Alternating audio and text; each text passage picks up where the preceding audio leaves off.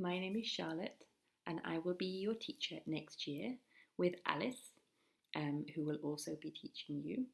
I'm very looking forward to meeting you and spending time with you in the nursery and doing lots of learning and lots of exciting things. Okay, I have got a book with me today that I wanted to read to you. It is one of my favourites, and also I have two daughters. One of them is nearly 3, so the similar age to you, and my other daughter is 5, and we really enjoy reading this one over and over again. So I hope you enjoy it. It is called Clip, Clop by Nicholas Smee. I wonder if you can guess what might happen in the story just by looking at the front cover. Who wants a ride? Asks Mr. Horse. We do, please, say cat and dog and pig and duck. Look at their excited faces for going on a ride on Mr. Horse. Very exciting. Chicken's not going for a ride though, because she has got all of her chicks to look after. Clip, clop, clippity clop. Can you go a little faster, Mr. Horse? Of course I can, says Mr. Horse. But make sure you hold on tight. Clippity clop, faster, faster, clippity clop, faster, faster. Whoa! Stop! We're falling off! Squeal cat and dog and pig and duck. Look at their faces now. They look a bit scared. Oh, imagine. Mr. Horse skids to a halt. And cat and dog and pig, and pig and duck fly through the air and land in a haystack. Plop, plop, ploppity, plop. My goodness, ooh, that was lucky. A nice soft landing. Again! Cry cat and dog and pig and duck. Wow, I think they really enjoyed their ride on Mr. Horse, even though it was a little bit scary at first. Okay, so that was Clip Clop by Nicholas Smee. I hope that you enjoyed that, and like I said, I'm very excited to meet you in Kenda Nursery in September. So I hope you have a lovely holiday, and I will see you then. Bye-bye. Hello, how are you? My name's Alice, and I'm going to be one of your new teachers when you come to Kenda Primary School in September. Now we're all really excited to meet you. Cannot wait, and I hope you're excited too. Today I wanted to read you a story. This story is called Dear Zoo, written by Rod Campbell. So see if you can join in with me. There's lots of different animals in this story. Dear Zoo.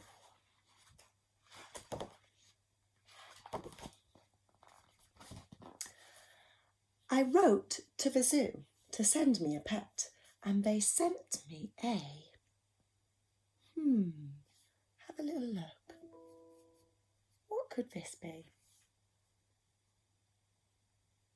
Any ideas? An elephant. He was too big, so I sent him back. Here you go. I've got my little elephant here. Can you do an elephant noise? Ooh. But he was too big. That's no good. So they sent me a... What is this animal? A giraffe. But he was too tall. So I sent him back. Giraffes have very tall, long necks. Can you do a very tall, long neck? Ooh. So, they sent me a... This says, danger from the zoo. Do you know any dangerous animals that live at the zoo? Looks kind of a yellowy colour. Shall we have a look? A lion. He was too fierce, so I sent him back. Roar. Can you do a really good roar for me? Roar. I don't think I would want a lion. Yeah, I think this person was right to send the lion back. He was too fierce. So they sent me a... where's this animal? Doesn't look very happy. It says, with care, from the zoo. It has a hump. Do you know what animal that is? It's a camel. But he was too grumpy, so I sent him back. Here's the camel. Can you do a really grumpy face for me?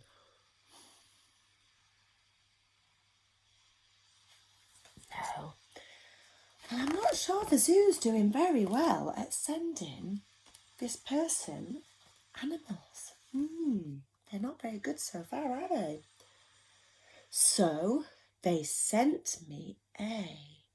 What kind of animal do you think might live in a basket? Let's have a look. A snake. But he was too scary. So I sent him back. Ooh. So they sent me a... This looks like a cheeky little animal. It's got his two little hands there, peeking over the top. Do you know what this animal might be? It's a monkey. He was too naughty, so I sent him back. Ooh, ooh, ooh, ooh, ooh, ooh, ooh. Naughty monkey, oh dear.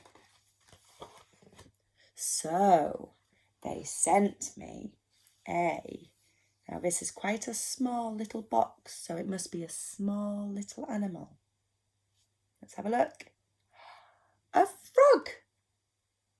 But he was too jumpy, so I sent him back.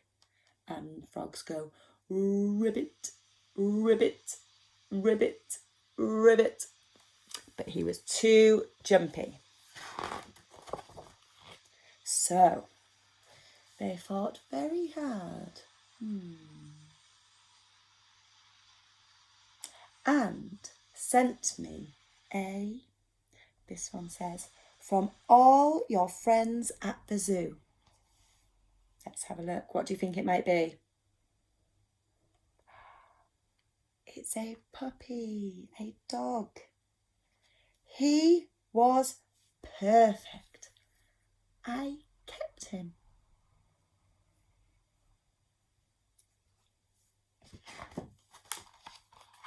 And there are all the different animals that the zoo sent. But yeah, we had too big, too tall, too grumpy, too fierce, too naughty, too jumpy, until the zoo fought very, very hard and they thought of a dog as the perfect animal for that person to keep and look after.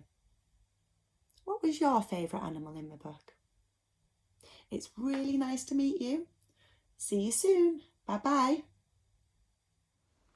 Hello, my name's Miss Green and I'm going to be the reception teacher for Ink Pen class.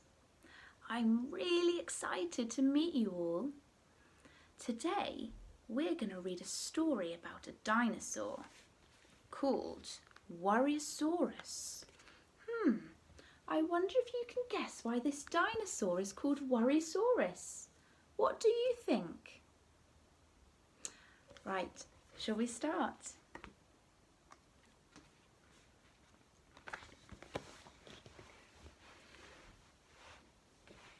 On a hot and sunny morning, under lovely clear blue skies, a little Worryosaurus was opening his eyes. He brushed his pointy teeth, then washed his top to tail. He packed a little bag of snacks and set off on a trail. He skipped along with happy legs across the golden sand and thought about the day that he had plotted, sketched and planned. A lovely, yummy picnic, a delicious summer spread. Worryosaurus liked it when he knew what lay ahead. I wonder if you have been on any picnics so far this summer. What did you pack on your picnic?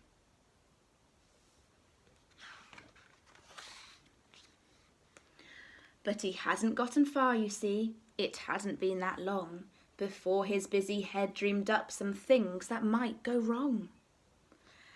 Had he made enough to eat today? Had he bought enough to drink? This Worryosaurus was often one to overthink. What if I get lost, he thought, or trip, or have a fall? His happy legs were slowing to a snuffly, shuffly crawl.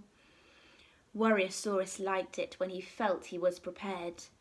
Unexpected happenings, they made him feel quite scared.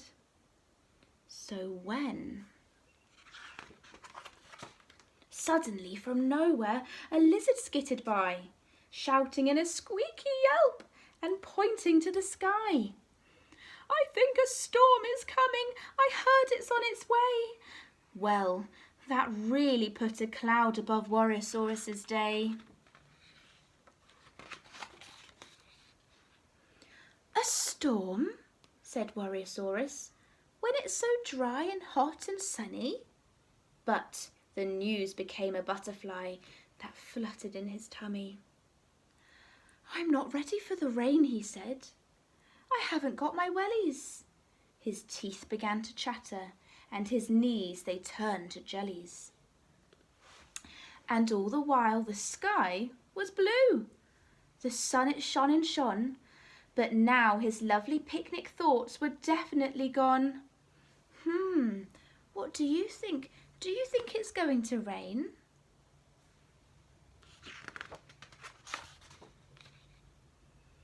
Should he find a cave to shelter or run back and hide? His little worry butterfly grew very strong inside. But then he thought of something that his mummy used to say. Oh, my little Worryosaurus, chase that butterfly away. Don't you worry now, my lovely, you must not try to fret. If it's not a happy ending, then it hasn't ended yet. So he reached into his bag just then to find a little tin.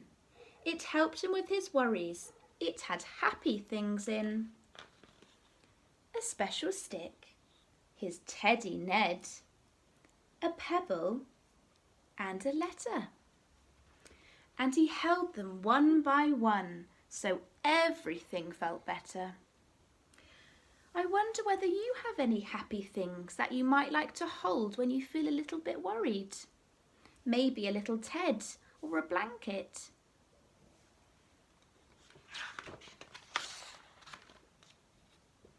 Then he put away his tin and all the worries in his head, freed his little butterfly for happy thoughts instead.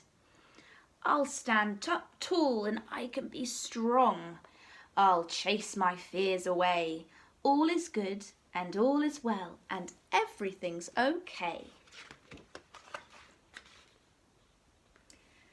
And with those little wordings, he calmed his busy brain.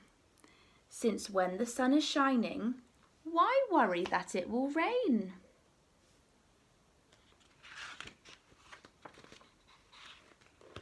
So he shared his little picnic with the lizard in the sun, and they laughed at all their worrying and really had some fun.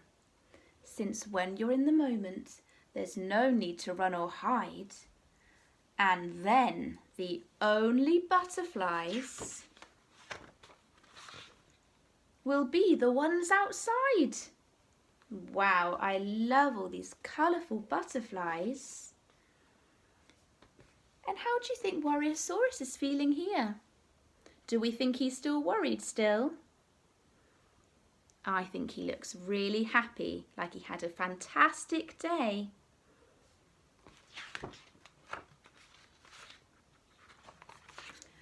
I really enjoyed that story, did you?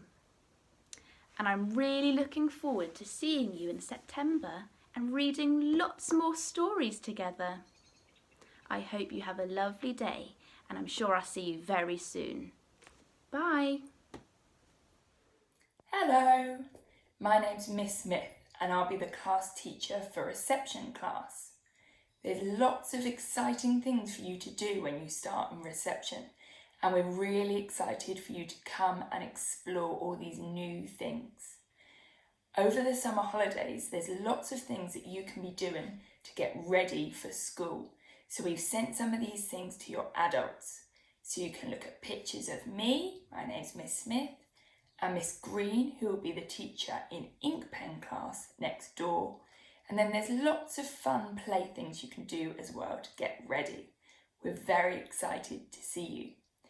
Today, I'm going to read you a story. I hope you enjoy. The story is called Sharing a Shell, and the author is Julia Donaldson. So can you see? There's a crab, an anemone, and a bristleworm on the front. Let's see what happens. Here's the front again. Here we go. Look, a crab with no shell, running along by the sea. Can you see it's here? It doesn't have any shell. And what do the crabs have shells for? Do you know? They're for protecting them. But this crab is going tap, tap, tap on this one's shell.